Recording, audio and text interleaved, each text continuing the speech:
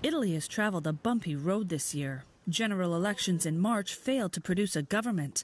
It wasn't until June that a coalition was formed between the populist Five Star Movement and the right-wing nationalist La Liga. These two anti-EU parties promised economic and immigration reforms.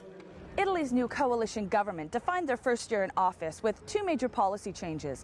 The Deputy Prime Minister, Matteo Salvini's hard stance on immigration was at odds with the more liberal approach of past administrations. Then, its first draft budget for 2019 very much cut against the grain of the European Union's fiscal policies, prompting concerns that Italy could be considering leaving the Eurozone.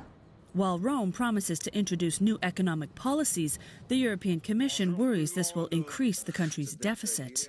If we put together reduction in taxes and at the same time also this citizenship income, it means that you cannot really promise also to the European Commission to respect the rules. So there is a little bit of a trade-off between following the rules and sticking with the promises that the two parties have made to their own electorates.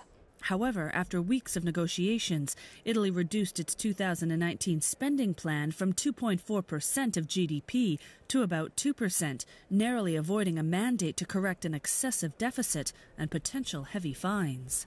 Italy also revised its economic growth outlook down to 1%. Meanwhile, a change to the country's immigration policies brought it more in line with other right-leaning EU neighbours.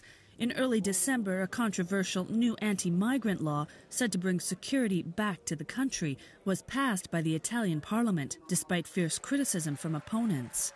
People who have no future, they come to Italy and they concentrate mostly in Rome, in Milan, in the big industrial centers. So even if there are just a few, they're much more visible. And they enhance the sense of the Italians. I am under threat by street criminals, and this is the sentiment of unsafety which is dominating the Italian political scene. Yet some believe Italy's new populist direction could have far-reaching effects. I think that what is happening in Italy is inevitably going to affect the entire architecture of the EU and of the euro. It's a reflection of the changing mood in continental Europe. And Italy is the one country in Europe where politics is no longer about right versus left, it is more these days about establishment versus anti-establishment. And this could very well bring some more challenges to the European Commission through 2019. Natalie Carney, CGTN in Rome, Italy.